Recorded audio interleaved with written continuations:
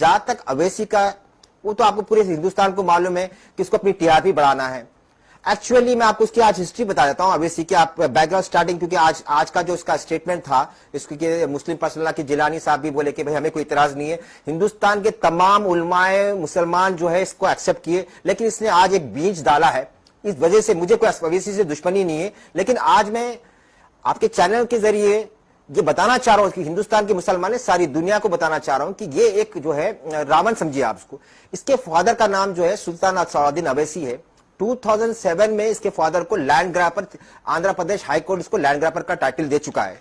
उसके फादर का नाम जो है अब्दुल वाहिद अवैसी, यानी अवैसी के ग्रैंडफादर का नाम। ही इज ए कन्वर्टेड मुस्लिम। इनके ग्रेट ग्रैंडफादर का नाम जो है तुलसी रामदास जी है। आप विकिपीडिया चेक कर लीजिए, कहीं पर इसके अब्दुल वाहिद अवैसी का नाम नहीं मिलेगा। अब्दुल वाहिद जो था एक टेरिटर था, उसको कई बार जेल में डाल दिए। तो ये खानदान जो है, और इससे एक खास बात ये देखिए कि भीख मांगने का, मैं हैदराबाद में भीख मंगा तो लोग मुझे भीख देते, तो ये है भिखारी।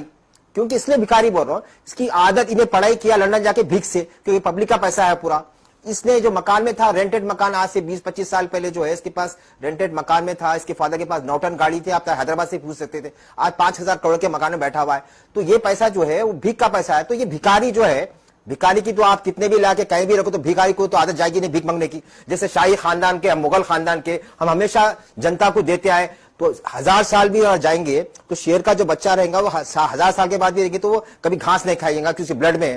तुम पंडित है, तुम्हारे आबो अजदाद खानदान के भगवान जो है तुम्हारे, ठीक है तुम इस्लाम कबूल करे, बहुत अच्छी बात है, तुम्हारे दादा इस्लाम में आए, लेकिन तुम अपने आबो अजदाद, तुम्हारे खून को तुम गालियां दे रहे हैं।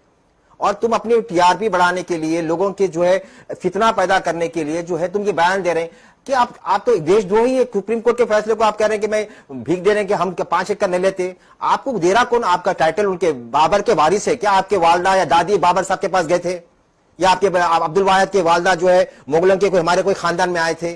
तो आपका कोई रिलेशन नहीं है, आपका कोई टाइटल से कोई ताल्लुक नहीं है। ये टाइटल सूट है, ये वो खुद बोलता बात है टाइटल सूट है, टाइटल सूट है। और सुप्रीम कोर्ट जो है आस्था की बुनियाद पे नहीं दिया ये टाइटल।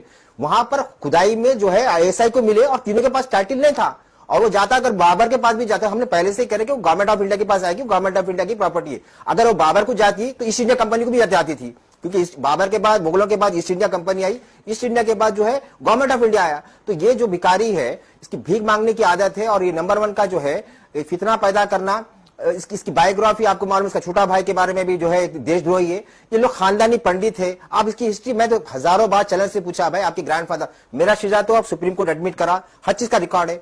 तो जो खानदान से आप, जो राम के खानदान से आप पैदा होके आए, ठीक है अल्हम्दुलिल्लाह, अच्छी बात है कि आप इस्लाम कबूल कर लिया, आपके grandfather is very good, we accept. लेकिन आप मुसलमानों का नाम मत खराब करो, हमारे ईमान वालों के। हमारे 1000 साल से हम ईमान वाले हैं मुसलमान। आप 50 इयर्स पहले ईमान मुसलमान बन के जो है हमारे मुसलमानों को बदनाम कर दे रहे हैं कि अवैसी ऐसा बोला, आपको टाइमलाइट में आना है, टीआरपी लेना है। हिंदुस्तान का कोई मुसलमान नहीं बोला आपको ये अल्फाज बोल के। आप हिंदुस्तान के चरणों में आप छाना चाह रहे थे, और हिंदुस्तान के पब्लिक के बच्चों के दिमाग में फितना डाल रहे हैं। तो मैं तो चाहूंगा ऐसे देशद्रोहियों को जो सुप्रीम कोर्ट का पालन नहीं करते, इसकी एमपी की सीट करे, इसको जेल को भेजाए, और हो सकता है अगर पार्लियामेंट में नया कानून है तो ऐसे लोगों को तो फांसी दे देना चाहिए। दारुसलाम जो एमआईएम का हेडक्वार्टर है हैदराबाद के अंदर, उसकी विकिपीडिया पढ़िए आप। ये जो फाउंडर था, ये जो है हैदराबाद के एक नवाब थे, बहादुर याद जंग। इसके ग्रैंडफादर जो औसा से आए थे, जो कन्वर्ट होकर आए थे, तुलसी रामदास जी की जो बेटे थे अब्दुल वाहिद अवैसी के ग्रैंडफादर, वहां पर प्यून थे वहां पर।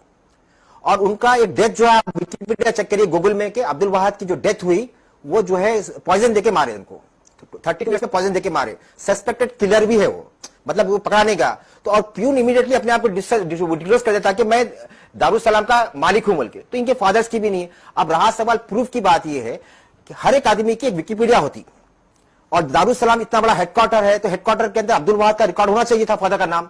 वहां पर रिकॉर्ड में नाम नहीं है, विकिपीडिया में नाम नहीं है। आप उनसे पूछिए रिकॉर्ड कहां है बोलकर, कहीं रिकॉर्ड नहीं है। जैसा मैं आपको पूछा तो मैं दे रहा हूं। और रहा सवाल आपकी इसकी फकीरी पन्ने की आदत देखिए। आज से 20 साल पहले जो बाबरी मस्जिद जब टूटी, कांग्रेस से मिलकर इन्हें जो है करोड़पति मेडिकल कॉलेज का परमिशन मिला उसको।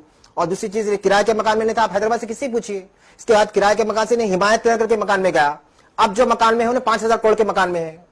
तो ये सब क्या है? पब्लिक को बेवकूफ बना के, दीवाना बना के जो है इन्हें हरकतें कर रहा, तो ये जो अवैसी का नाम आज जो हरकत उसने किया है, मुझे कोई पर्सनली अवैसी से दुश्मनी नहीं है, लेकिन जो आज देश के अंदर सुप्रीम कोर्ट का हमारे देश के बड़ा सबसे बड़ा कानून की जो तौहीन किया इसने, आज ये बात बोला कि हम भीख मांगता हूं बोल के, तू भिखारी है, भिखारी रहेगा, इसके बाद इसका साथ खानदान भी भिखारी रहेगा, और तुम पंडित है और पंडित रहेंगे, ठीक है, तो मुसलमान बने, लेकिन तुम्हारा डीएनए कंफर्म करेंगे तो 100% तुम श्री राम भगवान के औलादों में से है।